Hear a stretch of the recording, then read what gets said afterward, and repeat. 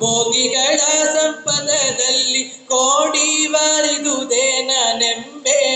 ಆ ಕೋಡಿ ಬರಿದುದೇನ ನೆಂಬೆ. ಇಡೀ ಭರತ ಚಕ್ರವರ್ತಿಯ ಸಾಮ್ರಾಜ್ಯ ಹೇಗಿದೆ ಅಂತ ಹೇಳಿದ್ರೆ ಸಮೃದ್ಧಿ ತುಂಬು ತುಳುಕಾಡ್ತಾ ಇದೆ. ಕಾಡೆಲ್ಲ ಶ್ರೀಗಂಧ, ಗಂಧ ಸಿಕ್ಕುವುದು ಕನ್ನಡ ನಾಡಿನಲ್ಲಿ ಮಾತ್ರ. ಕಾಡೆಲ್ಲ ಶ್ರೀಗಂಧ, ಕಾಡಿನಲ್ಲಿ ಇರತಕ್ಕಂಥ ಮರಗಳೆಲ್ಲ ಶ್ರೀಗಂಧವಾಗಿಯೇ ಕಂಗೊಳಿಸ್ತಾ ಇವೆ. ಊರಲ್ಲಿ ಸಜ್ಜನರೇ ತುಂಬಿದ್ದಾರೆ. ಗುರುಗಳ ಸಂಚಾರ ಸಾಕಷ್ಟು ನಡೀತಾ ಇದೆ. ಅಲ್ಲಲ್ಲಿ ಧರ್ಮಛತ್ರಗಳು, ದಾರಿ ಹೋಕರಿಗೆಲ್ಲ ಧರ್ಮಾರ್ಥವಾಗಿ ಊಟ ವಸತಿಗಳ ವ್ಯವಸ್ಥೆ.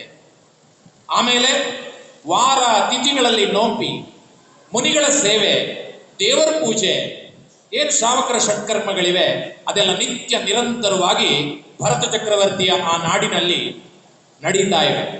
ಆಗಾಗ್ಗೆ ಚಾರಣ ಮುನಿಗಳು ಕಾಣಿಸ್ತಾರೆ, ಗಂಧಕುಟಿಗಳು ವಿಹರಿಸ್ತವೆ, ಬೇರೆ ಬೇರೆ ರೀತಿಯ ಸುಖ ಸಂತೋಷಗಳಲ್ಲಿ ಕಾಣಿಸ್ತದೆ. ನೆಲದಲ್ಲಿ ನಿಧಿಗಳು ಮೇಲೆತ್ತು ಬರ್ತಾ ಇವೆ ಅಂತೆ. ಒಳ್ಳೆಯ ಕುದುರೆಗಳು, ಒಳ್ಳೆಯ ಆನೆಗಳು, ಒಳ್ಳೆಯ ಸಮೃದ್ಧಿ ಸಂಪತ್ತು ಅಂತಕ್ಕಂಥದ್ದು ಅಲ್ಲಿ ಕಾಣಿಸ್ತಾ ಇದೆ.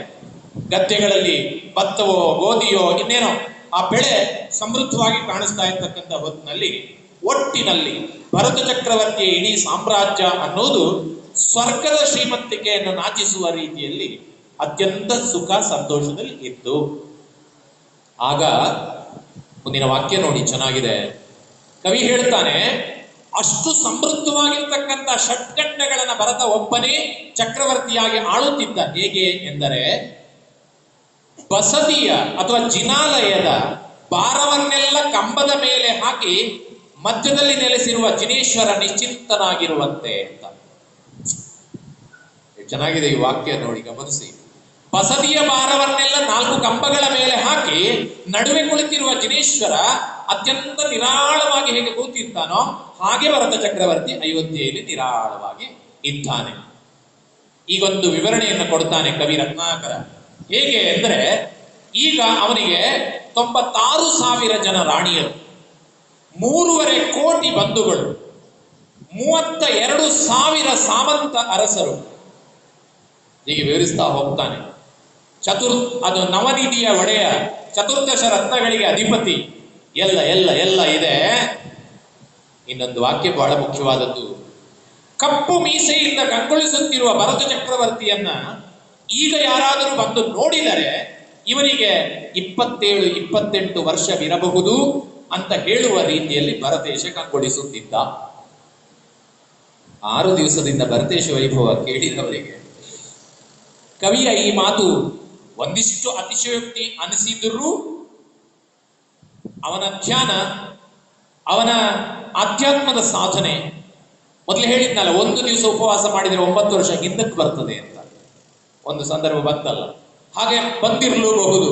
ಹಾಗಾಗಿ 27-28 ಹರೆಯದಲ್ಲಿ ಭರತ ಚಕ್ರವರ್ತಿ ಸುಖವೇ ಸುಖದಲ್ಲಿ ಕಂಗೊಳಿಸ್ತಾ ಇರ್ತಕ್ಕಂತಹ ಸಂದರ್ಭದಲ್ಲಿ ಒಂದು ದಿನ ಬೆಳಿಗ್ಗೆ ಎದ್ದು ಶುಚಿರ್ಭೂತನಾಗಿ ಮಡಿಯುಟ್ಟು ಜಿನಾಲಯವನ್ನು ಪ್ರವೇಶ ಮಾಡಿದ್ದಾನೆ. ಭಗವಂತನನ್ನು ಅತ್ಯಂತ ಭಕ್ತಿಯಿಂದ ಆರಾಧಿಸಿದ್ದಾನೆ. ಆಮೇಲೆ ಓಲಗ ಚಾವಡಿಗೆ ಹೋಗಬೇಕು, ಸಿದ್ಧತೆಗಾಗಿ ಬಂದಿದ್ದಾನೆ. ಉಡುಪು ತೊಡುಪುಗಳನ್ನೆಲ್ಲ ಧರಿಸಿದ್ದಾನೆ. ಧರಿಸಿದ ಉಡುಪು ತೊಡುಪುಗಳೆಲ್ಲ ಸರಿಯಾಗಿದೆಯೋ ಅಂತ ನೋಡುವುದು ಅವನ ಪದ್ಧತಿ. ಅದಕ್ಕೆ ಮುಖದರ್ಶಕ ಅಂತ ಹೇಳ್ತಕ್ಕಂಥ ವ್ಯಕ್ತಿ ದೊಡ್ಡ ಕನ್ನಡಿಯನ್ನ ತಂದು ಭರತ ಚಕ್ರವರ್ತಿಯ ಮುಂದೆ ಹೇಳಿದ. ಈಗ ಎಲ್ಲವೂ ಸರಿಯಾಗಿದೆಯಾ ಅಂತ ನೋಡಬೇಕು. ಕನ್ನಡಿಯಲ್ಲಿ ನೋಡುತ್ತಿದ್ದ ಹಾಗೆ ಕಿವಿಯ ಪಕ್ಕದಲ್ಲಿರುವ ಒಂದು ಬಿಳಿ ಕೂದಲು ಭರತನ ಕಣ್ಣಿಗೆ ಬಿದ್ದದ್ದೇ ವೈರಾಗ್ಯ ಬಂತು. ಚಿರಕಾಲ ಬೇಟವ ಮಾಡಿ ಮುಖ್ಯಂಗನೆ ಕರೆಯಟ್ಟಿದ ದೂತಿ ಬಂದು. ಚಿರಕಾಲ ಬೇಟವ ಮಾಡಿ ಮುಖ್ಯಂಗನೆ ಕರೆಯಟ್ಟಿದ ದೂತಿ ಬಂದು. ಪೊರೆ ಸಾರ್ದು ಪೇಳ್ವಂತೆ ಕೃಪನ ಕೆನ್ನೆಯೋಳೊಂದು. ಪೊರೆ ಸಾರ್ದು ಪೇಳ್ವಂತೆ ಕೃಪನ ಕೆನ್ನೆಯೋಳೊಂದು. ನರೆಯಿದ್ದು ದಾಸಮಯದೊಳು ಆ ನರೆಯಿದ್ದು ದಾಸಮಯದೊಳು. ಒಂದೇ ಒಂದು ಕೂದಲು ಬೆಳ್ಳಗಾಗಿದೆ. ಆ ಬೆಳ್ಳಗಿನ ಕೂದಲು ಹೇಗಿತ್ತು ಅಂದ್ರೆ, ಅಯ್ಯ ಇನ್ನೆಷ್ಟು ದಿನ ಸಂಸಾರದಲ್ಲಿ ಇರ್ತೀಯಾ ಅಂತ ಆ ಮುಕ್ತಿಯಂಗನೆ ಸಂದೇಶ ಕಳುಹಿಸಿದ ರೀತಿಯಲ್ಲಿತ್ತು. ಅದನ್ನು ನೋಡಿದ್ದೇ ಬಂತು. ಸಾಕು ಇವತ್ತಿಗೆ, ನಗು ಸಾಕು, ಇವತ್ತು ನಿಲ್ಲಿಸ್ತೇನೆ, ಸಾಕು ಇವತ್ತು. ಇನ್ನು ರಾಜ್ಯದ ಸುಖ ಭೋಗಗಳು ನನಗೆ ಬೇಕಾಗಿಲ್ಲ, ಆದರೆ ರಾಜಧರ್ಮ ಇದೆ. ಆದ್ದರಿಂದ ಸಿಂಹಾಸನವನ್ನು ಅರ್ಥಕೇಟಿಗೆ ಕೊಟ್ಟು ರಾಜ್ಯದ ಏರ್ಪಾಡುಗಳನ್ನು ಮಾಡಿ, ಇನ್ನು ಮುಂದಾದರೂ ಉಪ್ಪುಗಡಲಿನಂತಿರುವಂತಹ ಈ ಸಂಸಾರವನ್ನು ಬಿಟ್ಟು ಶಾಶ್ವತವಾದಂತಹ ಅನಂತ ಸುಖವನ್ನು ಪಡೆಯುವ ಸಿದ್ಧತ್ವದ ಕಡೆಗೆ ಸಾಗುವ ಸಿದ್ಧತೆಯನ್ನು ಮಾಡಬೇಕು. ನಾನು ಶರೀರದ ಮೇಲಿನ ಮೋಹವನ್ನು ತೊರೆದು ಆತ್ಮನ ಉದ್ಧಾರಕ್ಕಾಗಿ ಪೂರ್ತಿ ನನ್ನ ಮನಸ್ಸನ್ನು ಕೊಡಬೇಕು. ಆ ಸಂದೇಶವನ್ನು ಈ ಕೂದಲು ಸಾರ್ತಾ ಇದೆ ಅಂತ ಹೇಳಿ ಮಂತ್ರಿಯನ್ನು ಮಗನನ್ನು ಬರ ಹೇಳಿ, ಅವರು ಬರುವ ಸಂದರ್ಭದಲ್ಲಿ ಆತ ಯೋಚನೆ ಮಾಡ್ತಾನೆ, ಹೇಗೆ ನಡೆಯಿತು ನನ್ನ ಜೀವನ, ಇಷ್ಟು ದಿನಗಳ ನನ್ನ ಬದುಕು ಎಂಥ ವಿಚಿತ್ರವಾಗಿರ್ತಕ್ಕಂಥ ರೀತಿಯಲ್ಲಿ ನಡೆಯುತ್ತಲ್ಲ. ಯಾಕೆ ನಾನು ನೋಡ್ತಾ ನೋಡ್ತಾ ಇದ್ದ ಹಾಗೆ ಎಷ್ಟು ಘಟನೆಗಳು ನಡೆದು ಹೋದವು. ನೋಡು ನೋಡೆನ್ನೋಡ ಹುಟ್ಟಿದವರು ಮೀಸೆ ಮೂಡುವಂದೇ ದೀಕ್ಷೆ ಬಡೆದು. ನೋಡು ನೋಡೆನ್ನೋಡ ಹುಟ್ಟಿದವರು ಮೀಸೆ ಮೂಡುವಂದೇ ದೀಕ್ಷೆ ಬಡೆದು. ಕೂಡಿದರಂಬೃತ ನಿಂತುವರೆಗೆ ಜೋಲಿ, ಕೂಡಿದರಂಬೃತ ನಿಂತುವರೆಗೆ ಜೋಲಿ, ಮಾಡಿದೆ ನಾನೊಬ್ಬನೆಂದ, ಮಾಡಿದೆ ನಾನೊಬ್ಬನೆಂದ. ನನ್ನ ಜೀವನದಲ್ಲಿ 10 ಸಂದರ್ಭಗಳು ಬಂದಿದ್ದು. ನಾನು ಕೂಡ ವೈರಾಗ್ಯ ಪಡೆದು ದೀಕ್ಷೆಯನ್ನು ಸ್ವೀಕರಿಸಿ ಆತ್ಮಕಲ್ಯಾಣದ ಸಾಧನೆಗೆ ಹೋಗಬಹುದಾದ ಸನ್ನಿವೇಶಗಳು 16 ಇದ್ದವು. ಹೋಗಲಿಲ್ಲ. ಪ್ರಾರಂಭದಲ್ಲಿ ನನ್ನ ತಂದೆಯಾದಂತಹ ವೃಷಭನಾಥರು ನೀಲಾಂಜನ ನೃತ್ಯವನ್ನು ನೋಡಿ ವೈರಾಗ್ಯ ಪಡೆದು ತಪಸ್ಸಿಗೆ ಹೋಗುವಾಗ ನನ್ನ 6 ಮಂದಿ ತಮ್ಮಂದಿರು ಹೋದ್ರಲ್ಲ, ಒಟ್ಟಿಗೆ ನಾನು ಹೋಗ್ಬೋದಾಗಿತ್ತು, ಹೋಗ್ಲಿಲ್ಲ. ಆಮೇಲೆ ಪರಿಮತಾಳಾಪುರದಲ್ಲಿ ಇರ್ತಕ್ಕಂಥ ನನ್ನ 93 ತಮ್ಮಂದಿರು ಚಕ್ರ ನಿಂತ ಹೊತ್ತಿನಲ್ಲಿ ಚಕ್ರದ ನೆಪದಲ್ಲಿ ಹೊರಟು ಹೋದ್ರಲ್ಲ, ನನಗೆ ಆಗ್ಲೂ ಜ್ಞಾನೋದಯ ಆಗಲಿಲ್ಲ. ನನ್ನ ಪ್ರೀತಿಯ ತಮ್ಮನಾದಂತಹ ಬಾಹುಬಲಿ ಎಂತಹ ಸಂದೇಶವನ್ನ ಕೊಟ್ಟು ಈ ಜಗತ್ತಿಗೆ ಕೊಟ್ಟು ಹೋದ, ಅವನ ಜೊತೆ ನಾನು ಹೋಗ್ಬೋದಾಗಿತ್ತು. ಅಮ್ಮ ಹೋದ್ರು, ಚಿಕ್ಕಮ್ಮ ಹೋದ್ರು. ಅಯ್ಯೋ, ಇನ್ನೂ ಚಿಗುರು ಮೀಸೆ ಮೂಡದ ನನ್ನ 100 ಮಂದಿ ಮಕ್ಕಳು ಯಾವ ದಾರಿಯಲ್ಲಿ ಹೋಗಬೇಕು ಅನ್ನೋದನ್ನ ದೊಡ್ಡವನಾದ ನನಗೆ ಅಷ್ಟು ಚಿಕ್ಕ ಮಕ್ಕಳು ಸಂದೇಶವನ್ನು ಕೊಟ್ಟರು, ಆಗಲೂ ವೈರಾಗ್ಯ ಬರಲಿಲ್ಲ. ಹೋದ್ರು. ಎಷ್ಟು ಸಂದರ್ಭಗಳಿತ್ತು, ಆ ಯಾವ ಸಂದರ್ಭವನ್ನು ನಾನು ಉಪಯೋಗಿಸಿಕೊಳ್ಳಲಿಲ್ಲ. ಆದರೆ ಹೋಗಲಿ, ಅವರದ್ದೆಲ್ಲ ಬಳಸು ದಾರಿ, ನನ್ನದ್ದು ನೇರ ದಾರಿ. ನೇರ ದಾರಿ. ಭರತೇಶ ಯೋಚನೆ ಮಾಡ್ತಾನೆ, ಹೋಗ್ಲಿ ಪರವಾಗಿಲ್ಲ, ನಾನು ಹೋಗ್ತೇನೆ, ಹೋಗ್ಬೇಕೀಗ. ಖುಷಿ, ಇದು ಕೊನೆ ಕಥೆ ಇರಬೇಕು ಅಂತ ಅಂದ್ಕೊಳ್ತೇನೆ. ಒಂದು ಸಲ ಒಬ್ಬ ಮನುಷ್ಯ ಇದ್ದ. ಇದು ಸ್ವಲ್ಪ ಹಿಂದೂ ಫಿಲಾಸಫಿ, ಕ್ಷಮಿಸಿ, ಆದರೆ ಸಂದೇಶ ಇದೆ. ಅವನು ದೇವರನ್ನ ತುಂಬಾ ನಂಬಿದವ. ದೇವರೇ ಸರ್ವಸ್ವ, ದೇವರೇ ಎಲ್ಲ, ಸರಿ ಇದೆ, ದೇವರೇ ಎಲ್ಲ. ಒಂದು ದಿನ ಏನಾಯ್ತು, ಒಂದೊಂದು ಹೊಳೆಯ ಬದಿಯಲ್ಲಿ ಗುಡಿಸಲು ಕಟ್ಕೊಂಡು ಜೀವನ ಮಾಡ್ತಾ ಇದ್ದ. ಜೋರಾಗಿ ಮಳೆ ಬಂತು. ಮಳೆ ಬಂದು ಆ ಹೊಳೆಯಲ್ಲಿ ಪ್ರವಾಹ ಬಂತು. ಪ್ರವಾಹ ಮೇಲೆ ಮೇಲೆ ಬಂದು ಗುಡಿಸಲಿಗೆ ಬಂತು. ಗುಡಿಸಲಿಗೆ ಬರುವಾಗ ಸುತ್ತಮುತ್ತಲಿನ ಗುಡಿಸಲವರೆಲ್ಲ ಓಡ್ತಾ ಇದ್ದಾರೆ, ಪ್ರವಾಹ ಬರ್ತಾ ಇದೆ. ಇವನನ್ನ ಕರೆದ್ರಪ್ಪ, ಇನ್ನು ಇಲ್ಲಿದ್ರೆ ಪ್ರಯೋಜನ ಇಲ್ಲ, ಬದುಕೋದಿಲ್ಲ ನಾವು, ನಡಿ ಹೋಗೋಣ. ನಾನ್ ಬರೋದಿಲ್ಲ, ನೀವು ಹೋಗಿ, ನನಗೆ ದೇವರಿದ್ದಾರೆ, ದೇವರಿದ್ದಾರೆ, ನಾನ್ ಬರಲ್ಲ. ಸರಿ, ಹೋಗಿ ಮನೆಯ ಜಗಲಿಯಲ್ಲಿ ಕುಳಿತ. ನೀರು ಅಲ್ಲಿಗೂ ಬಂತು. ಆಗ ಕೆಲವರು ಈ ಬಾಳೆ ದಿಂಡನ್ನ ಕಟ್ಟಿಕೊಂಡು ತೆಪ್ಪದ ಹಾಗೆ ಮಾಡಿಕೊಂಡು ಅದರಲ್ಲಿ ಹೋಗ್ತಾ ಇದ್ದಾರೆ. ಬಾರಪ್ಪ, ನೀನು ಬಾ, ಬದುಕಿಕೋ, ನೀರು ಬೇಳೆ ಬರ್ತಾ ಇದೆ. ನೀವು ಹೋಗ್ರಿ, ನನ್ ದೇವ್ರು ಇದ್ದಾನೆ, ನಾನ್ ಬರಲ್ಲ ಅಂತ. ಅಲ್ಲೂ ಮೇಲೆ ಅಟ್ಟದಲ್ಲಿ ಹೋಗಿ ಕುಳಿತ ಮೇಲೆ. ಈಗ ಸರ್ಕಾರದವರು ದೋಣಿ ತಂದಿದ್ದಾರೆ, ಪ್ರವಾಹ ಬಂದಿದೆ ಅಂತ. ದೋಣಿಯಲ್ಲಿ ಹೋಗುವವರು ಹೇಳಿದ್ರು, ಅಪ್ಪ ಬಾರಪ್ಪ, ಗುಡಿಸಲು ಮುಳುಗು ಹೋಗ್ತದೆ, ದೋಣಿ ಹತ್ಕೋ, ಮೊದಲು ನೀನ್ ಜೀವ ಉಳಿಸ್ಕೋ. ನೀವೆಲ್ಲ ಹೋಗ್ರಿ, ನನ್ ದೇವರಿದ್ದಾರೆ, ನೀವೇನು ಹೇಳೋದು? ಹೌದು. ಕೊನೆಗೆ ಗುಡಿಸಲ್ನ ತುದಿಯಲ್ಲಿ ಹೋಗಿ ಕೂತ ಮೇಲೆ. ಮೇಲೆ ಕೂತಿದ್ದಾನೆ. ಅಷ್ಟೊತ್ತಿಗೆ ಬಂತು ಹೆಲಿಕಾಪ್ಟರ್ ಬಂತು. ಹೆಲಿಕಾಪ್ಟರ್ ತಗೊಂಡು ಬಂದು ಅದರಲ್ಲಿ ದಾರದ ಏನು ಏಣಿ ಇಳಿಸಿ ಹೇಳ್ತಾರೆ, ಬಾ ಬದುಕುದಿಲ್ಲ ನೀನಿಲ್ಲರೆ, ಬಾ ಮೇಲ್ ಬಾ. ಬೇಡ ರೀ, ದೇವ್ರಿದ್ದಾನೆ. ಅಲ್ಲಿ ಮುಗಿಯಿತು ಪ್ರಯತ್ನ. ಮತ್ತು ಮಳೆ ನೀರು ಬಂತು, ಪ್ರವಾಹ ಬಂತು, ಮುಳುಗಿ ಸತ್ತು ಹೋಗ್ಬಿಟ್ಟ. ಸತ್ತವನ ಎಲ್ಲಿಗೆ ಹೋದ? ದೇವರಿದ್ದಲ್ಲಿ ಹೋಗ್ಬೇಕಲ್ಲ ಮುಂದಿನ ತೀರ್ಮಾನ ಆಗ್ಲಿಕ್ಕೆ. ಅವನು ದೇವರ ಎದುರು ಹೋಗ್ತಾನೆ. ಹೋಗುವಾಗ ಮುಖ ಇಷ್ಟು ದೊಡ್ಡದು ಮಾಡಿದ್ದಾನೆ, ಯಾಕಂದ್ರೆ ದೇವರು ಬರ್ತಾನೆ ಅಂತ ಇಷ್ಟೆಲ್ಲ ಜನರನ್ನ ಕಳಿಸಿ ಇವನು ಕೈ ಬಿಟ್ಟದ್ದಲ್ಲ. ದೇವರ ಎದುರು ಹೋಗಿ ನಿಂತು ಸಿಟ್ಟಿನಲ್ಲಿದ್ದಾನೆ. ದೇವ್ರು ಕೇಳಿದ್ರು, ಏನಪ್ಪಾ ಏನ್ ಬಹಳ ಸಿಟ್ಟಲ್ಲಿದ್ದೀಯಾ ಅಂತ. ಮತ್ತೆಂತ ಸಿಟ್ಟಿಲ್ಲದೆ, ನಾನು ನಿನ್ನನ್ನು ನಂಬ್ಕೊಂಡು ಜೀವನ ಕಳೆದದ್ದು, ಈಗ ನೋಡಿದ್ರೆ ನಂಗೆ ಮೋಸ ಮಾಡಿದೆಯಲ್ಲ. ಎಲ್ಲಿ ಮೋಸ ಮಾಡಿದೆ? ಮತ್ತೆಂತ, ನಾನು ಅಷ್ಟು ಕಾದ್ರೂ ಕೂಡ ಬರಲೇ ಇಲ್ಲ ನೀನು. ದೇವ್ರು ಹೇಳ್ತಾನೆ ಅಂತ ಅವಾಗ, ಅಯ್ಯ ಮೊದಲ ಸಲ ನೆರೆಹೊರೆಯವರ ರೂಪದಲ್ಲಿ ಬಂದು ಕರೆದೆ, ಬಾ ಬಾ ಅಂತ. ನಾನೇ ಬರ್ಲಿಕ್ಕೆ ಆಗುದಿಲ್ಲ, ಕರೆದೆ, ನೀನು ಬರ್ಲಿಲ್ಲ, ಬೇಡ ಅಂತೆ. ಆಮೇಲೆ ಬಾಳೆ ತಿಂಡಿನವರು ಕಟ್ಕೊಂಡು ಹೋಗುವಾಗ ಅವರ ರೂಪದಲ್ಲಿ ಬಂದು ಬಾ ಅಂತ ಕರೆದ್ರೆ ಬರ್ಲಿಲ್ಲ. ಆಮೇಲೆ ದೋಣಿಯವರ ರೂಪದಲ್ಲಿ ಬಂದು ಕರೆದೆ, ಬರ್ಲಿಲ್ಲ. ಹೆಲಿಕಾಪ್ಟರ್ನವರ ರೂಪದಲ್ಲಿ ಕರೆದೆ, ಬರ್ಲಿಲ್ಲ. ಕೊನೆಗೆ ಒಂದೇ ದಾರಿ ಇದ್ದದ್ದು, ಹೀಗೆ ಕರೆಸ್ಕೊಳ್ಳೋದು ನೀನು. ಆದ್ರಿಂದ ಕರೆಸ್ಕೊಂಡು ಬಿಟ್ಟೆ. ಸುಮ್ಮನೆ ಈ ಕಥೆ ಯಾಕೆ ಹೇಳಿದೆ ಅಂದ್ರೆ, ಭರತನದು ನೇರ ದಾರಿ, ಅವರದೆಲ್ಲ ಸುತ್ತು ಬಳಸಿದ ದಾರಿ. ಹಾಗಾಗಿ ಸುತ್ತು ಬಳಸಿದ ದಾರಿ ಅವರೆಲ್ಲ ಹೋಗಿದ್ದಾರೆ, ಅವರೇನೋ ಮಾಡ್ತಾರೆ. ನಾನು ಸಾಧಿಸ್ತೇನೆ, ಸಾಧಿಸ್ಬೇಕು ಅಂತ ಹೇಳಿ ಮಂತ್ರಿ ಮತ್ತು ಮಗನನ್ನ ಬರ ಹೇಳಿದ್ರು. ಮಂತ್ರಿ ಬಂದ ಕೂಡಲೇ ಹೇಳಿದ, ಅಯ್ಯ ಅರ್ಕಕೀರ್ತಿಯ ಪಟ್ಟಾಭಿಷೇಕಕ್ಕೆ ಬೇಕಾಗಿರುವ ವ್ಯವಸ್ಥೆ ಮಾಡುದು.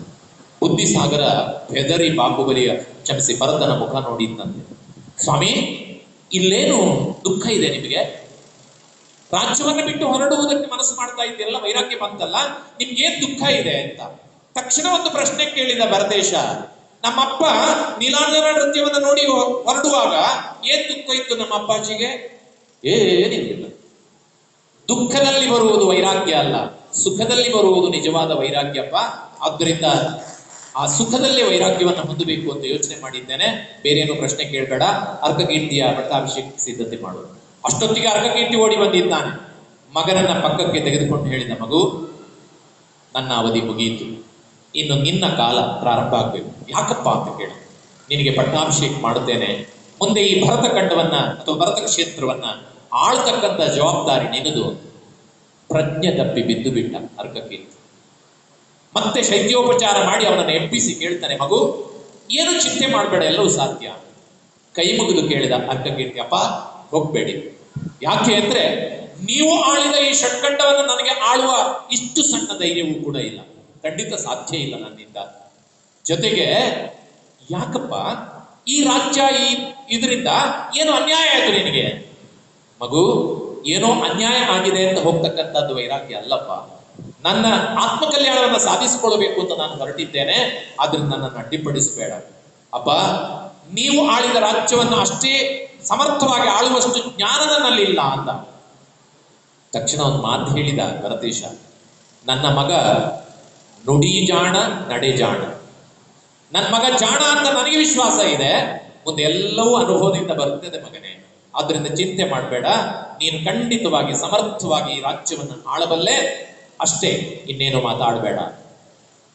ಮೌನವಾಗಿದ್ದ ಅರ್ಕಕೀರ್ತಿಯನ್ನು ಮಂತ್ರಿಯ ಜೊತೆಯಲ್ಲಿ ಕರ್ಕೊಂಡು ಹೋಗಿ ರಾಜಸಭೆಯಲ್ಲಿ ಸಿಂಹಾಸನದ ಮೇಲೆ ಅರ್ಕಕೀರ್ತಿಯನ್ನು ಕೂರಿಸಿ ಪಟ್ಟಾಭಿಷೇಕವನ್ನು ಮಾಡಿದ.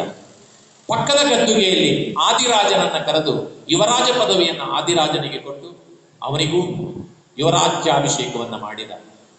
ಅಷ್ಟೇ, ಥಟ್ಟನೆ ತಿರುಗಿದ ಭರತೇಶ. ಮತ್ತೆ ಒಂದು ಕ್ಷಣ ಕೂಡ ಕಡೆಗಣ್ಣಿನಿಂದಲೂ ಯಾರನ್ನು ನೋಡಲಿಲ್ಲ. ದಿಟ್ಟವಾದ ಹೆಜ್ಜೆಗಳನ್ನು ಇಟ್ಟುಕೊಂಡು ಕಾಡಿನ ಕಡೆಗೆ ಚಲಿಸುವುದಕ್ಕೆ ಪ್ರಾರಂಭ ಮಾಡಿದ ಭರತೇಶ. ಎಲ್ಲರೂ ಬೆರಗು ಕಣ್ಣುಗಳಿಂದ ನೋಡ್ತಾರೆ, ಭರತೇಶ ಸಾಕ್ತಾ ಇದ್ದಾನೆ. ಬಾಳ ಬೀಸಾಡಿ ಹೋದವನಲ್ಲ ಮುಕ್ತಿಗೆ, ನಾಳೆ ಪಯಣವೆಂಬುದರಿದು. ಬಾಳ ಬೀಸಾಡಿ ಹೋದವನಲ್ಲ ಮುಕ್ತಿಗೆ, ನಾಳೆ ಪಯಣವೆಂಬುದರಿದು. ಪೇಳಾದೈದಿದ ನೈಸೆ ನಮಗೂ ದೀಕ್ಷೆಯೇ ಗತಿ, ಪೇಳಾದೈದಿದ ನೈಸೆ ನಮಗೂ ದೀಕ್ಷೆಯೇ ಗತಿ, ಕೇಳಿರೆಂದನು ಆದರೆಲ್ಲ. ಎಂದನು ಆದರೆಲ್ಲ. ಯಾವಾಗ ಭರತೇಶ ದೀಕ್ಷೆಯನ್ನ ಸ್ವೀಕರಿಸುವುದಕ್ಕಾಗಿ ವನ ಪ್ರದೇಶದ ಕಡೆಗೆ ದಿಟ್ಟ ಹೆಜ್ಜೆಗಳನ್ನು ಇಟ್ಟುಕೊಂಡು ಹೋಗ್ತಾ ಇದ್ದಾನೋ ಅಂತಃಪುರಕ್ಕೆ ಸಂದೇಶ ಹೋಯಿತು. 96,000 ಜನ ರಾಣಿಯರು ಎದ್ದು ನಿಂತರು. ಅವ್ರು ಹೇಳ್ತಾರೆ, ಭರತೇಶ ಎಲ್ಲಿರ್ತಾನೋ ಅಲ್ಲಿ ನಾವಿರುವವರು, ಅವನು ಕಾಡಿಗೆ ಹೋಗ್ತಾನೆ ಅಂದ್ರೆ ನಾವು ಹೋಗುವುದೇ. ಇಷ್ಟವರೆಗೆ ಸುಖದಲ್ಲಿ ನಮ್ಮ ಜೊತೆಯಲ್ಲಿ ಇದ್ದಂತಹ ಭರತೇಶನ ಜೊತೆಯಲ್ಲಿ ನಾವು ಸದಾಕಾಲ ಇರುವವರೇ, ಆದ್ರಿಂದ ಹೋಗೋಣ. ಆದರೆ ನಮ್ಗೆಲ್ಲರಿಗೂ ಸಮಾಧಾನ, ಯಾಕೆಂದ್ರೆ ಬದುಕನ್ನ ಪೂರ್ತಿ ಅನುಭವಿಸಿ ಹೋಗುತ್ತಿದ್ದಾನೆ, ಪರಿಪೂರ್ಣಗೊಳಿಸಿ ಹೋಗ್ತಾ ಇದ್ದಾನೆ. ನಮಗೂ ಪರಿಪೂರ್ಣ ಆಗಿದೆ, ಇನ್ನೇನಿದೆ ನಮ್ಗೆ. ಆದ್ದರಿಂದ ಅವನ ಜೊತೆಯಲ್ಲಿ ನಾವು ಸಾಧಕರಾಗಬೇಕು, ಅವನ ಕೈಯಿಂದಲೇ ದೀಕ್ಷೆಯನ್ನು ತೆಗೆದುಕೊಂಡು ನಮ್ಮ ಆತ್ಮ ಕಲ್ಯಾಣದ ಸಾಧನೆ ಮಾಡಬೇಕು ಅಂತ ಅವನನ್ನ ಹಿಂಬಾಲಿಸಿಕೊಂಡು 96,000 ಜನ ರಾಣಿಯರು ಹೊರಟರಂತೆ. ಕವಿ ಅದ್ಭುತವಾಗಿ ವರ್ಣಿಸ್ತಾನೆ. ಹೇಗಿದೆ ಅಂದ್ರೆ, ಗಂಡಾನೆಯೊಂದು ಎದುರಿನಲ್ಲಿ ಹೋಗುತ್ತಿದ್ದರೆ ಹೆಣ್ಣಾನೆಗಳು ಹಿಂಬಲಿಸುವ ರೀತಿಯಲ್ಲಿತ್ತು ಅಂತ. ಎಲ್ಲರಿಗೂ ಸುದ್ದಿ ಹರಡಿದೆ. ಅಯೋಧ್ಯೆಯ ರಾಜಬೀದಿಯಲ್ಲಿ ಎರಡೂ ಕಡೆಗಳಲ್ಲಿ ಜನ ನಿಂತು ಕಣ್ಣೀರು ಸುರಿಸ್ತಾ ಇದ್ದಾರೆ. ಹರಿಶ್ಚಂದ್ರ ಕಾವ್ಯದ ಒಂದು ಸಂದರ್ಭ ನೆನಪು ಮಾಡಿಕೊಳ್ಳಬಹುದು. ಪುರದ ಪುಣ್ಯ ಪುರುಷ ರೂಪಿಂದ ಹೋಗುತ್ತಿದೆ, ಇಲ್ಲೂ ಅಷ್ಟೇ ಕಣ್ಣೀರು ಸುರಿಸ್ತಾ ಇದ್ದಾರೆ ಎಲ್ಲರೂ ಕೂಡ. ಆದರೆ ಯಾರ ಕಣ್ಣೀರು ನೋಡುವವನಲ್ಲ ಭರತೇಶ ಈಗ. ಆದ್ದರಿಂದ ತನ್ನ ಉದ್ದೇಶ ಖಚಿತವಾಗಿದೆ ಎನ್ನುವ ಕಾರಣಕ್ಕಾಗಿ ಆತ ನೇರವಾಗಿ ಕಾಡಿನ ಪ್ರದೇಶಕ್ಕೆ ಹೋಗಿದ್ದಾನೆ. ಎಲ್ಲರೂ ಹಿಂಬಾಲಿಸಿದ್ದವರವರನ್ನ ಒಂದು ವನ ಪ್ರದೇಶದಲ್ಲಿ ಒಂದು ಶಿಲಾ ಭಾಗವನ್ನ ಅಥವಾ ಶಿಲೆಯನ್ನ ಆಯ್ಕೆ ಮಾಡಿಕೊಂಡಿದ್ದಾನೆ. ಆ ಶಿಲೆಯ ಮೇಲೆ ನಿಂತು ಮತ್ತೆ ಕುಳಿತು ಸ್ವಯಂ ದೀಕ್ಷೆಯನ್ನು ಸ್ವೀಕರಿಸ್ತಾನೆ. ಗಡಿಬಿಡಿ ಆಗಬೇಡಿ, ಇದು ಕಾವ್ಯ, ಧರ್ಮದಲ್ಲಿ ಸಂಬಂಧ ಇಲ್ಲ ಇದಕ್ಕೆ. ಸ್ವಯಂ ದೀಕ್ಷೆಗೆ ತೀರ್ಥಂಕರನ್ನು ಬಿಟ್ಟರೆ ಬೇರೆ ಯಾರಿಗೂ ಸ್ವಯಂ ದೀಕ್ಷೆ ಅಧಿಕಾರ ಇಲ್ಲ. ಆದರೆ ರತ್ನಾಕರನ ಕಥಾನಾಯಕ ರತ್ನಾಕರ ಏನು ಬೇಕಾದರೂ ಮಾಡಿಸವಲ್ಲ. ಆದ್ದರಿಂದ ಸ್ವಯಂ ದೀಕ್ಷೆಯನ್ನು ಸ್ವೀಕರಿಸುವುದಕ್ಕಾಗಿ ನಿಂತಿದ್ದಾನೆ. ಹೇಗೆ ನಿಂತಿದ್ದಾನೆ, ಹೇಗೆ ದೀಕ್ಷೆ ಸ್ವೀಕರಿಸ್ತಾನೆ? ತೆರೆಯ ಮರೆಯೊಳು ಸಿದ್ಧಾಸನದಲ್ಲಿ ಬಂಧುರ ಶೀಲೆಯೊಳು ರಾಯ ಕುಳಿತ. ತೆರೆಯ ಮರೆಯೊಳು ಸಿದ್ಧಾಸನದಲ್ಲಿ ಬಂಧುರ ಶೀಲೆಯೊಳು ರಾಯ ಕುಳಿತ. ಗುರುವಿಲ್ಲ ತನಗೆ ತಾನೇ ಗುರುವೆಂಬುದ, ಗುರುವಿಲ್ಲ ತನಗೆ ತಾನೇ ಗುರುವೆಂಬುದ ಹರಹಿದನೇನ ಬಣ್ಣಿಪೆನು, ಆ ಹರಹಿದನೇನ ಬಣ್ಣಿಪೆನು. ಆ ಶಿಲಾ ಬೆಟ್ಟದ ಮೇಲೆ ದೀಕ್ಷೆಯನ್ನು ಸ್ವೀಕರಿಸಿ ಸ್ವಯಂ ಗುರುವಾಗಿ ದೀಕ್ಷೆಯನ್ನು ಸ್ವೀಕರಿಸಿದಂತ ಭರತೇಶ ಆ ಶಿಲೆಯ ಮೇಲೆ ತಪಸ್ಸಿಗೆ ಕುಳಿತಿದ್ದಾನೆ. ಕೊನೆಯದಾಗಿರ್ತಕ್ಕಂಥ ಆತ್ಮಧ್ಯಾನ. ಈಗ ಮತ್ತೆ ವಿಚಲಿತನಾಗ್ತಕ್ಕಂತಹ ಸಂಕಲ್ಪ ಇಲ್ಲ. ವಿಚಲಿತನಾಗದೆ ತನ್ನ ಪೂರ್ಣ ಉದ್ದೇಶವನ್ನು ಸಾಧಿಸುವುದಕ್ಕಾಗಿ ಶಿಲೆಯ ಮೇಲೆ ಕುಳಿತಿರುವಂತಹ ಭರತೇಶ ಧ್ಯಾನಮಗ್ನಾಗಿ ಬಿಟ್ಟ. ಯಾವ ರೀತಿಯಲ್ಲಿ ಅವನ ಧ್ಯಾನ ಕವಿ ಹೇಳುತ್ತಾನೆ. ಗುರು ಹಂಸನಾಥನೆಂಬ ಸಂಕಲ್ಪ ಹೊರಡಿರುತ್ತಿದ್ದುದು ಮತ್ತೆ. ಗುರು ಹಂಸನಾಥನೆಂಬ ಸಂಕಲ್ಪ ಹೊರಡಿರುತ್ತಿದ್ದುದು ಮತ್ತೆ. ಎರಡಳಿದೊಂದಾಗಿ ನಿರ್ವಿಕಲ್ಪದೋಳು ಎರಡಳಿದೊಂದಾಗಿ ನಿರ್ವಿಕಲ್ಪದೋಳು ಬಾಸುರ ಯೋಗಿ ತನ್ನೊಳಗಿರ್ದ, ಆ ಬಾಸುರ ಯೋಗಿ ತನ್ನೊಳಗಿರ್ದ.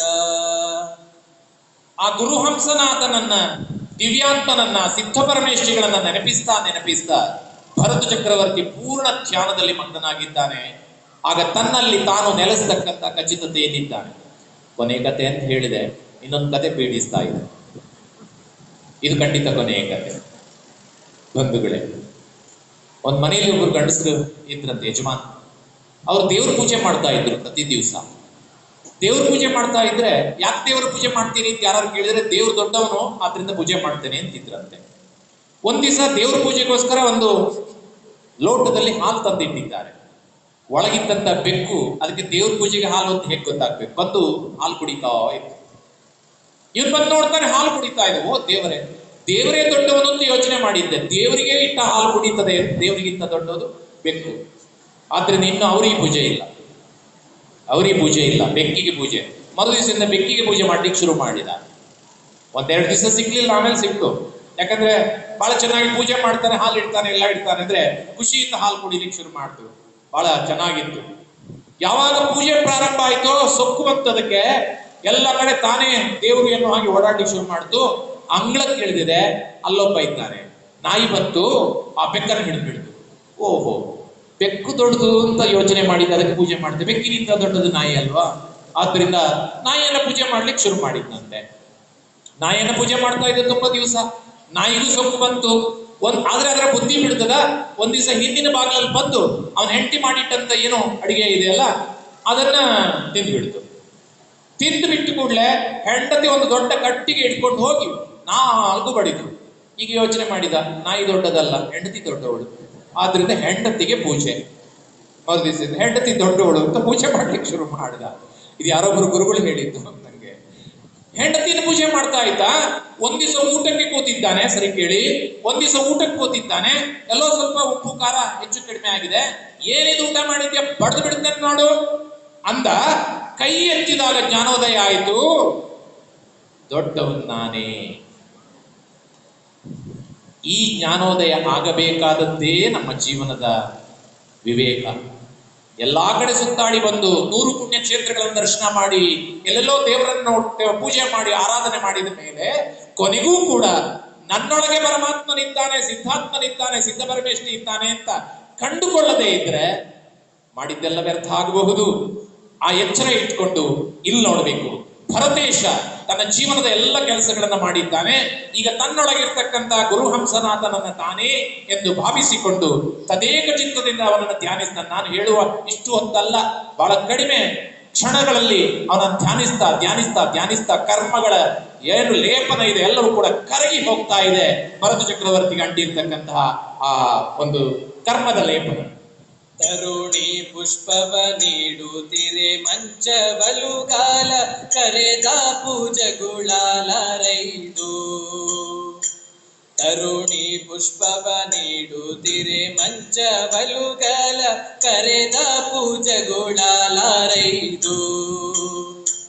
ಭರತೇಶ ಮುನಿಯಾದ ನಲ್ಲೇ ಎಂದಿಂದ್ರನ, ಭರತೇಶ ಮುನಿಯಾದ ನಲ್ಲೇ ಎಂದಿಂದ್ರನ ಚರಿವಟ್ಟು ನುಡಿದ ನಂಗನೆಗೆ, ಆ ಚರಿವಟ್ಟು ನುಡಿದ ನಂಗನೆಗೆ.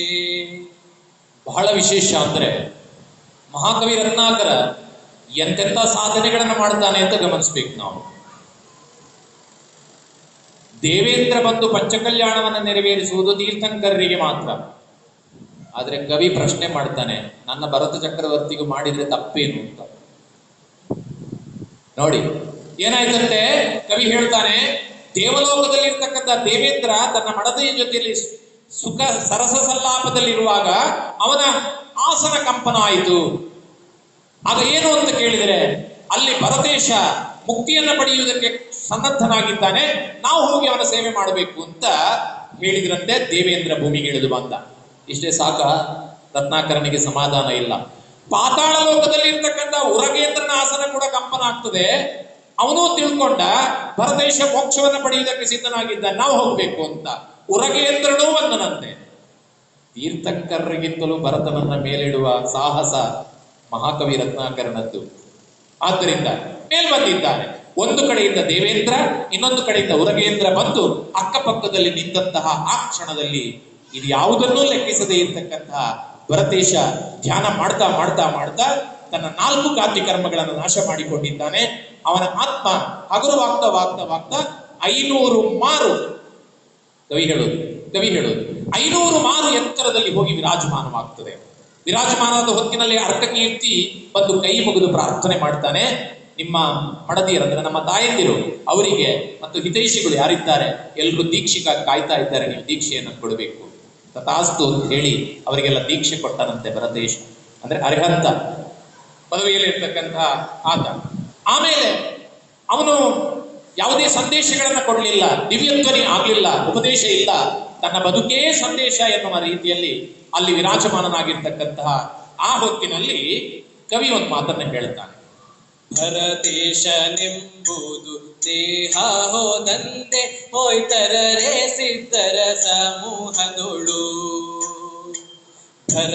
ಭರತೇಶನೆಂಬುದು ದೇಹ ಹೋದಂತೆ ಹೋಯ್ತರರೆ ಸಿದ್ಧರ ಸಮೂಹ ಸಮೂಹದೊಳು ತಿರುಗದ ಹಾದಿಯ ಹೋಗಿ ಮುಕ್ತಿಯೋಳು ನಿ ತಿರುಗದ ಹಾದಿಯ ಹೋಗಿ ಮುಕ್ತಿಯೋಳು ನಿಂದಿರುತ್ತಿದ್ದನ ಸಿದ್ಧನತ ನಿಂದಿರುತ್ತಿದ್ದನ ಸಿದ್ಧನತ.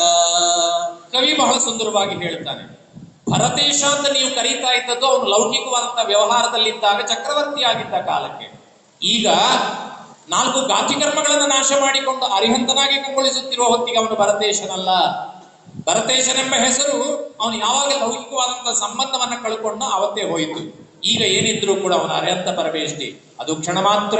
ಮತ್ತೆ ಅಲ್ಲಿಂದಲೇ ಇನ್ನುಳಿದ 4 ಕರ್ಮಗಳು ನಾಶವಾಗ್ತಾ ಇದ್ದ ಹಾಗೆ ಎರಡಾಗಿದ್ದಂತಹ ಸಂಗತಿ ಒಂದಾಗಿ, ಅಂದ್ರೆ ಶರೀರವನ್ನು ತ್ಯಜಿಸಿ ಕೇವಲ ಭರತನ ದಿವ್ಯವಾಗಿರ್ತಕ್ಕಂಥ ಆತ್ಮ ಈ ಹಿಂದೆ ಸಂಪಾದಿಸಿದಂತ ಎಲ್ಲ ಪಾಪ ಪುಣ್ಯಗಳನ್ನ, ಎಲ್ಲ ಕರ್ಮದ ಲೇಪನವನ್ನ ಕಳ್ಕೊಂಡು ಹಾಗೆ ದಿವ್ಯವಾಗಿರ್ತಕ್ಕಂಥ ಸಿದ್ಧ ಪರಮೇಷ್ಠಿಯ ಲೋಕಕ್ಕೆ ಜಿಗಿಯುವುದರ ಮೂಲಕ ತನ್ನ ಆತ್ಮ ಕಲ್ಯಾಣವನ್ನ ಸಾಧಿಸಿಕೊಳ್ಳುವುದು. ಬಲಿಯ ಭರತ ಭಗವಾನ ಕೀ. ನಂಗೆ ಜೈಕಾರ ಹಾಕ್ತಿರೋ ಇಲ್ವೋ ಅಂತ ಭಯ ಆಯ್ತು. ಯಾಕೆ ಅಂದ್ರೆ ನಮ್ಮೂರಿನಲ್ಲಿ ಒಂದ್ ಕಡೆ ಒಂದು ಪೀಠದ ಮೇಲೆ ಆದಿನಾಥ ಸ್ವಾಮಿ, ಭರತ ಸ್ವಾಮಿ, ಬಾಹುಬಲಿ ಸ್ವಾಮಿ ಬಿಂಬವನ್ನು ಮಾಡಿದ್ದಾರೆ. ಅದರ ಪಂಚಕಲ್ಯಾಣದ ಆಮಂತ್ರಣ ಮಾಡುವಾಗ ಹೇಗೆ ಬರೆಯುವುದು ಕೇಳಿದ್ರು. ಭಗವಾನ್ ಆದಿನಾಥ ಸ್ವಾಮಿ, ಭಗವಾನ್ ಬಾಹುಬಲಿ ಸ್ವಾಮಿ, ಭಗವಾನ್ ಭರತ ಸ್ವಾಮಿ ಬರಿಬಹುದಾ? ನಾನು ಹೇಳಿದೆ, ಯಾರು ಮುಕ್ತಿಯನ್ನು ಪಡೆದಿದ್ದಾರೋ ಅವರು ಭಗವಾನ್. ತುಂಬಾ ಚರ್ಚೆ ಕೂಡ ಆಗಿದೆ. ಯಾಕಂದ್ರೆ ಜನರಿಗೆ ಅಭ್ಯಾಸ ಇಲ್ಲ. ಭಗವಾನ್ ಬಾಹುಬಲಿ ಹೇಳಿ ಗೊತ್ತುಂಟು, ಭಗವಾನ್ ಆದಿನಾಥ ಸ್ವಾಮಿ ಹೇಳಿ ಗೊತ್ತುಂಟು, ಆದ್ರೆ ಮೋಕ್ಷಕ್ಕೆ ಹೋದವರೆಲ್ಲ ಭಗವಂತರೇ ಅನ್ನೋದನ್ನ ಯೋಚನೆ ಮಾಡಿದಾಗ ಭಗವಾನ್ ಭರತ, ಅದಕ್ಕೆ ಜೈಕಾರ ಹಾಕ್ತಿರಿ ಅಲ್ವೋ ಅಂತ ಅನುಮಾನ ಇತ್ತು. ಹೇಳಿದೆ ಜೈಕಾರ ಹಾಕಿದ್ರಿ, ಪುಣ್ಯ. ಸಹಜವಾಗಿ ಜಿನನಾಗಿ ಕೇವಲ ಒಂದು ಅಂತರ್ಮುಹೂರ್ತದಲ್ಲಿ ತನ್ನ ಆತ್ಮನನ್ನ ಮುಕ್ತಿಗೆ ಕೊಂಡೊಯ್ದಂತಹ ಭರತೇಶ. ಸ್ವಾರಸ್ಯ ಇನ್ನು ಮುಂದಿನದು, ಒಂದು ಪುಟ ಮಾತ್ರ ಇದೆ, ಮುಗಿಸ್ಬಿಡ್ತೇನೆ, ಸಮಯ ಆಯ್ತು.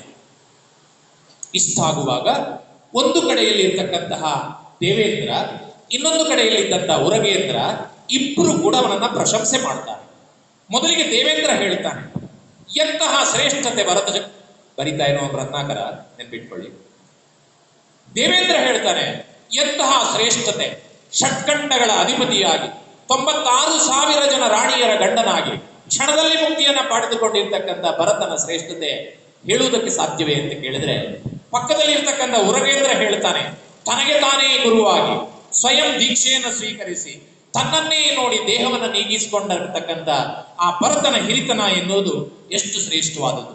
ಮತ್ತೆ ದೇವೇಂದ್ರ ಹೇಳಿದ, ದೇಹವನ್ನ ದಂಡಿಸಲಿಲ್ಲ, ಒಂದು ದಿನ ಆಹಾರಕ್ಕೆ ಅಂತ ಬರಲಿಲ್ಲ, ಯಾವುದೇ ರೀತಿಯಲ್ಲಿ ಕಷ್ಟಗಳನ್ನ ಪಡದೆ ಎಂತಹ ಮಹಾತ್ಮನಾಗಿ ಆ ಮೋಕ್ಷವನ್ನು ಸಂಪಾದಿಸಿಕೊಂಡೋ ಅಂತ ಹೇಳಿದರೆ ಉರಗೇಂದ್ರ ಹೇಳ್ತಾನೆ, ಉಯ್ಯಾಲೆ ತೂಗಿದ ರೀತಿಯಲ್ಲಿ ತನ್ನ ಆತ್ಮನನ್ನ ಪರಮಾತ್ಮ ಸ್ಥಿತಿಗೆ ಕೊಂಡೊಯ್ಗಿರ್ತಕ್ಕಂಥ ಭರತನ ಶ್ರೇಷ್ಠತೆಯೇ ಶ್ರೇಷ್ಠತೆ ಅಂತ.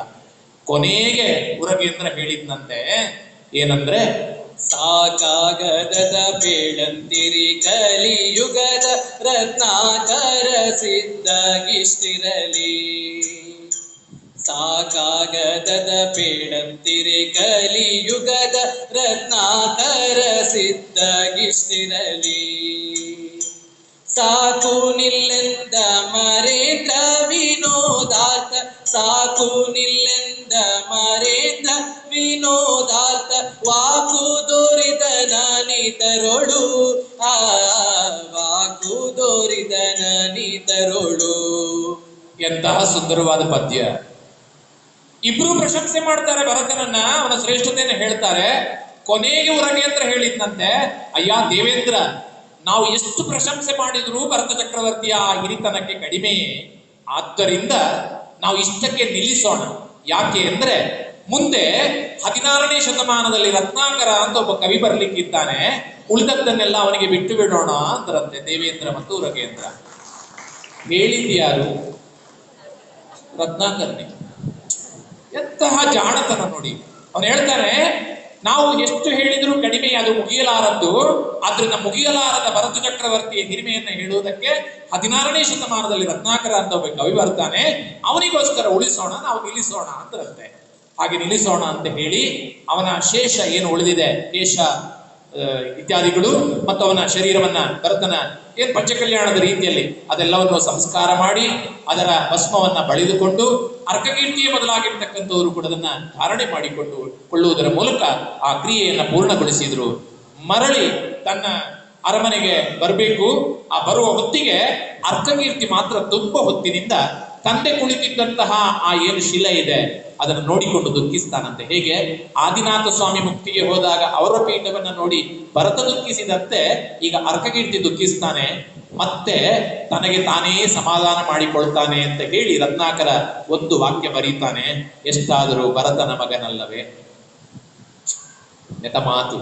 ಅರ್ಕಕೀರ್ತಿಗೆ ಸ್ವಯಂ ಸಮಾಧಾನ ಮಾಡಿಕೊಳ್ತಕ್ಕಂಥ ಶಕ್ತಿ ಎಲ್ಲಿಂದ ಬಂತು ಅಂತ ಕೇಳಿದ್ರೆ ತಂದೆಯಿಂದಲೇ ಬಂತು ಅಂತ. ಹೀಗೆ ಅವರು ಮತ್ತೆ ಬಂದು ಮತ್ತೆ ಪ್ರಜೆಗಳ ಜೊತೆಯಲ್ಲಿ ಕೂಡಿಕೊಂಡು ಅತ್ಯಂತ ಸುಖವಾಗಿ ರಾಜ್ಯವಾಳ್ತಾ ಇದ್ರು ಅಂತ ಹೇಳುವುದರ ಮೂಲಕ ಕವಿ ತನ್ನ ಕಾವ್ಯವನ್ನು ಮುಗಿಸ್ತಾ ಮಂಗಳದ ಸಂಧಿಗೆ ಬರ್ತಾನೆ. ಮಂಗಳದ ಸಂಧಿಯಲ್ಲಿ ಕಥೆ ಇಲ್ಲ, ಆದರೆ ಕವಿಯ ವಿಚಾರವನ್ನ ಅವನು ಹೇಳ್ತಾನೆ. ಏನು ಅಂದ್ರೆ, ಯಾರೆಲ್ಲ ಮುಕ್ತಿಯನ್ನ ಪಡೆಯುತ್ತಾರೋ ಅವರೆಲ್ಲರೂ ಸಮಾನರೇ, ಸಿದ್ಧ ಪ್ರವೇಶಿಗಳಾಗಿರ್ತಕ್ಕಂಥವರೆಲ್ಲ ಸಮಾನರು. ಆದರೂ ಉಂಡಾವ ಸರ್ಪಿಣಿ ಕಾಲದಲ್ಲಿ ಸಂಸಾರದಲ್ಲಿ ಭೋಗದಲ್ಲಿದ್ದೂ ಕೂಡ ಒಂದು ಅಂತರ್ಮುಹೂರ್ತದಲ್ಲಿ ಮೋಕ್ಷವನ್ನು ಸಂಪಾದಿಸಿಕೊಂಡ ನನ್ನ ಕಥಾನಾಯಕ ಅಸಾಮಾನ್ಯ ಅಂದ. ಜಾಣ ಅಸಾಮಾನ್ಯ ಅಂದ. ಹಾಗೆ ಹೇಳ್ತಾ ಅವನು ಹೇಳ್ತಾನೆ, ಅಂತಹ ಅಸಾಮಾನ್ಯನಾಗಿರ್ತಕ್ಕಂಥ ಭರತೇಶನನ್ನ ಕಥಾನಾಯಕನನ್ನಾಗಿ ಮಾಡಿಕೊಂಡು ಈ ಕಾವ್ಯವನ್ನು ನಾನು ಬರೆದೆ. ಆ ಕಾವ್ಯವನ್ನ ಬರೆದಾಗ ಆ ಕಾವ್ಯಕ್ಕೆ ಮೆರಗು ಬರಲಿ, ಭರತ ಚಕ್ರವರ್ತಿಯ ಇಡೀ ಪಾತ್ರ ಅಥವಾ ಆ ವ್ಯಕ್ತಿತ್ವ ಎನ್ನುವುದು ಜನರಿಗೆ ಆಕರ್ಷಣೀಯವಾಗಲಿ ಅಂತ ಶೃಂಗಾರದ ವರ್ಣನೆಗಳನ್ನ ಹೆಚ್ಚು ಹೆಚ್ಚು ಸೇರಿಸಿ ಬರೆದೆ. ಆದರೆ ನನಗೆ ಇದ್ದಂತ ಉದ್ದೇಶ, ಇಷ್ಟು ಶೃಂಗಾರವನ್ನು ಹೇಳ್ತಕ್ಕಂಥ ಉದ್ದೇಶ ಇದ್ದದ್ದು, ಶೃಂಗಾರಕ್ಕಾಗಿ ಕಷ್ಟರ ಕತೆಗೇಳ್ದು ಜನಗಳು ಕೆಡಬೇಡವೆಂದು. ಶೃಂಗಾರಕ್ಕಾಗಿ ಕಷ್ಟರ ಕತೆಗೇಳ್ದು ಜನಗಳು ಕೆಡಬೇಡವೆಂದು. ಅಂಗ ಸುಖಿಯ ಮೋಕ್ಷ ಸುಖಿಯ ಕಾವ್ಯವನಿಷ್ಟು, ಅಂಗ ಸುಖಿಯ ಮೋಕ್ಷ ಸುಖಿಯ ಕಾವ್ಯವನಿಷ್ಟು ಶೃಂಗಾರ ಕಟ್ಟಿ ಬೇಳಿದೆನು, ಆ ಶೃಂಗಾರ ಕಟ್ಟಿ ಬೇಳಿದೆನು. ನನ್ನ ಈ ಕೃತಿಯ ಉದ್ದೇಶ, ಭರತೇಶ ವೈಭವದ ಉದ್ದೇಶ ಶೃಂಗಾರವನ್ನ ಜನರಿಗೆ ಮುಟ್ಟಿಸುವುದಲ್ಲ. ಬಾಕಿ ಉಳಿದಿರ್ತಕ್ಕಂಥ ಜನ, ಸಾಮಾನ್ಯರಾಗಿರ್ತಕ್ಕಂಥ ಜನ ಶೃಂಗಾರದ ಅತಿ ಶೃಂಗಾರದ ಪುಸ್ತಕಗಳನ್ನ ಅಥವಾ ಹೊತ್ತಗೆಗಳನ್ನ ಅಥವಾ ಕಥೆಗಳನ್ನ ಓದಿ ಅವರು ದಾರಿ ತಪ್ಪಿ ಹೋಗದೇ ಇರಲಿ. ಅದರ ಬದಲು ಶೃಂಗಾರ ನಾಯಕನಾಗಿರ್ತಕ್ಕಂಥ ಭರತೇಶನ ಜೀವನಕ್ಕೆ ಶೃಂಗಾರವನ್ನು ಹೊಂದಿಸಿ ಆ ಶೃಂಗಾರವನ್ನು ಓದ್ತಾ ಓದ್ತಾ ಜನರು ಆಕರ್ಷಿತರಾಗಿ ಮುಂದೆ ಭರತೇಶ ನಡೆದ ದಾರಿಯಲ್ಲಿ ನಮ್ಮ ಎಲ್ಲ ಜನರು ಕೂಡ ನಡೆಯುವ ಹಾಗಾಗಲಿ ಎನ್ನುವ ಕಾರಣಕ್ಕಾಗಿ ಶೃಂಗಾರವನ್ನು ಸೇರಿಸಿದೆ. ನನ್ನ ಕಾವ್ಯದಲ್ಲಿರುವ ಶೃಂಗಾರದ ಅತಿಯನ್ನ ಅಥವಾ ಅದರ ಹೆಚ್ಚುಗಾರಿಕೆಯನ್ನು ನೋಡಿ ಕೆಲವರು ಟೀಕಿಸಿದ್ದಿದೆ. ಆದರೆ ಪ್ರಾಮಾಣಿಕವಾಗಿ ಹೇಳುತ್ತೇನೆ, ನನ್ನ ಈ ಕಾವ್ಯದ ಉದ್ದೇಶ ಒಂದೇ. ಏನದು?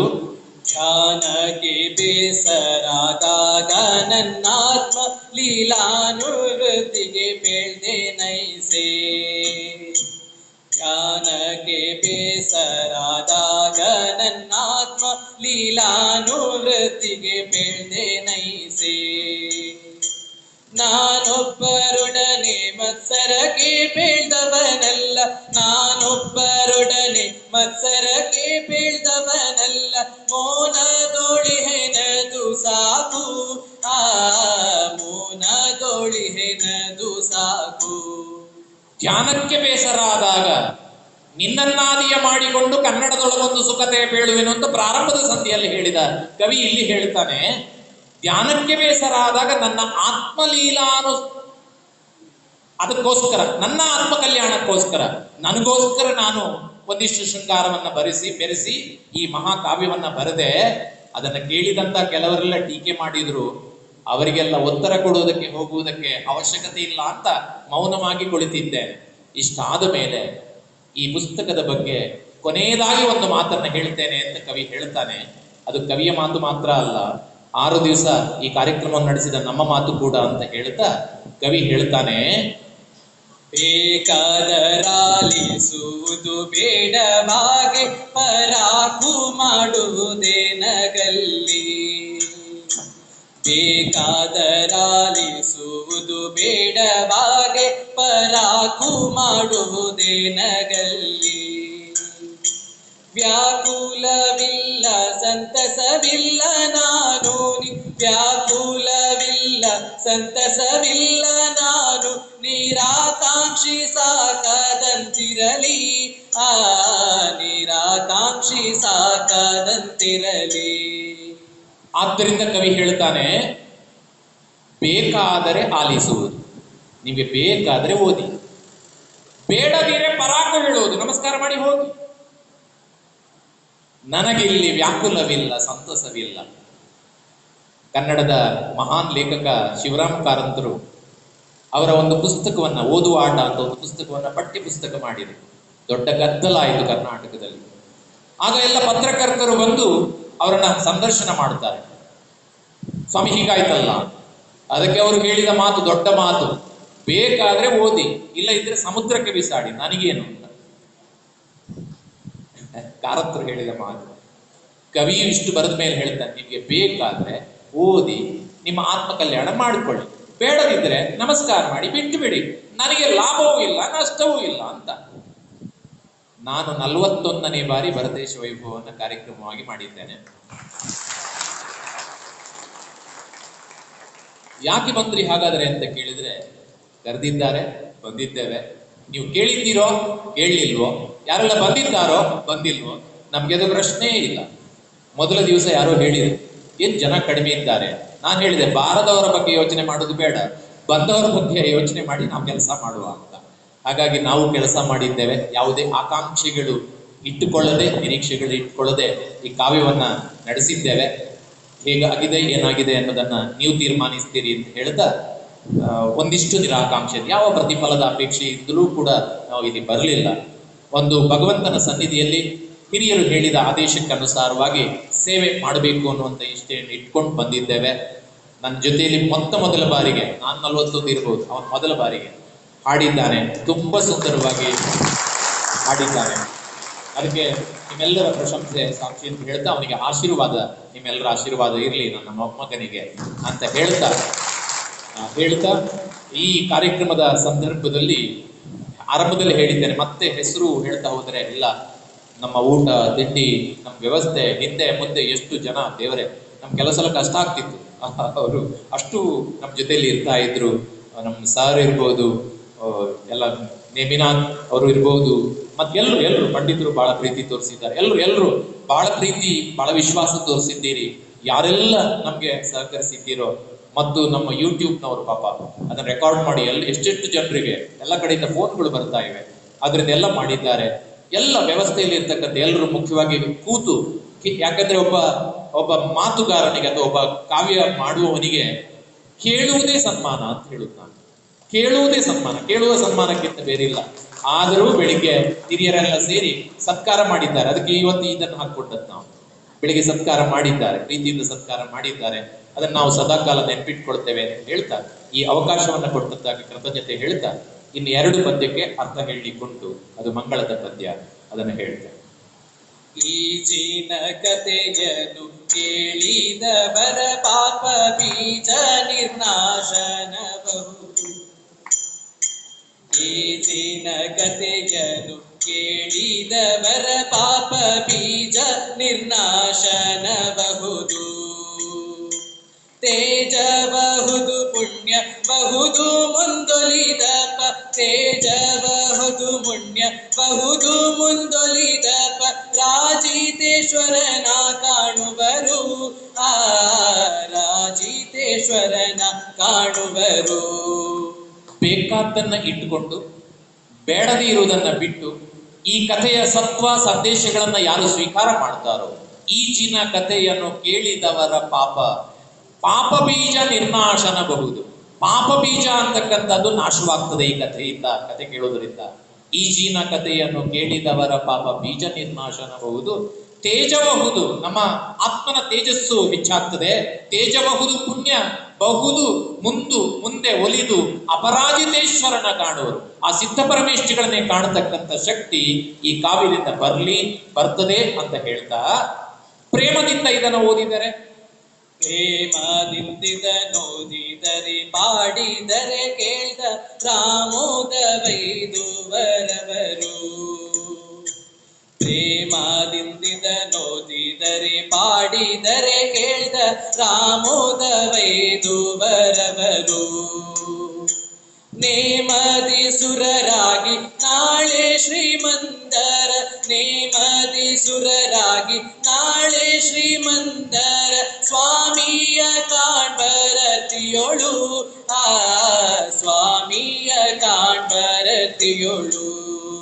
ಅಥವಾ ಇದರ ಕಥೆಯನ್ನು ಅರ್ಥ ಮಾಡಿಕೊಳ್ಳುವುದರ ಬದಲಾಗಿ ಇದನ್ನು ಇಟ್ಟುಕೊಂಡು ಪ್ರೇಮದಿಂದ ಇದನ್ನು ಓದಿದರೆ, ಹಾಡಿದರೆ, ಕೇಳಿದರೆ ಅವರೂ ಕೂಡ ನಾಳೆ ಆ ಶ್ರೀಮಂತರ ಸ್ವಾಮಿಯ ಅನುಗ್ರಹಕ್ಕೆ ಪಾತ್ರರಾಗ್ತಾರೆ, ಭಗವಂತನ ದಿವ್ಯ ಸಾನ್ನಿಧ್ಯವನ್ನು ಕಾಣ್ತಾರೆ, ಅವರಿಗೆಲ್ಲ ರೀತಿಯ ಸುಖ ಸಂತೋಷಗಳು ಲಭಿಸ್ತದೆ, ಲಭಿಸಲಿ ಎನ್ನುವ ಪ್ರಾರ್ಥನೆಯಿಂದ ಈ ಕಾವ್ಯವನ್ನು ರಚಿಸಿದ್ದೇನೆ ಅಂತ ಹೇಳಿ ಕವಿ ಮುಗಿಸಿದ ಹಾಗೆ ನಾವು ಕೂಡ ಮುಗಿಸ್ತಾ ಇದ್ದೇವೆ. ಬಹುಶಃ ಒಂದೇ ಒಂದು ಅಪರಾಧ ಅಂದರೆ ಸಮಯ ಇವತ್ತು ಸ್ವಲ್ಪ ಜಾಸ್ತಿ ತೆಕ್ಕೊಂಡಿದ್ದೇವೆ, ಅದಕ್ಕೆ ಕ್ಷಮೆ ಇರಲಿ ಅಂತ ಹೇಳ್ತಾ, ನಮ್ಮಿಂದ, ನಮ್ಮ ಮಾತಿನಿಂದ, ನಮ್ಮ ಯಾವುದೇ ಕೃತಿಯಿಂದ, ನಮ್ಮ ಇರುವಿಕೆಯಿಂದ ಯಾರಿಗಾದರೂ ತೊಂದರೆ ಆಗಿದ್ರೆ ಅವರೆಲ್ಲರಲ್ಲಿ ಕೂಡ ಕ್ಷಮೆಯಾಚನೆ ಮಾಡ್ತಾ ಎಲ್ರಿಗೂ ಕೃತಜ್ಞತೆಗಳನ್ನು ಸಲ್ಲಿಸ್ತಾ ನಮ್ಮ ಈ ಕಾರ್ಯಕ್ರಮವನ್ನು ಮುಗಿಸ್ತಾ ಇದ್ದೇವೆ. ಜೈ ಜಿನೇಂದ್ರ. ಜೈ ಜೈ. भरतेश भगवान की ಜೋರಾಗಿ ಭರತೇಶ್ ಭಗವಾನ್ ಕಿ.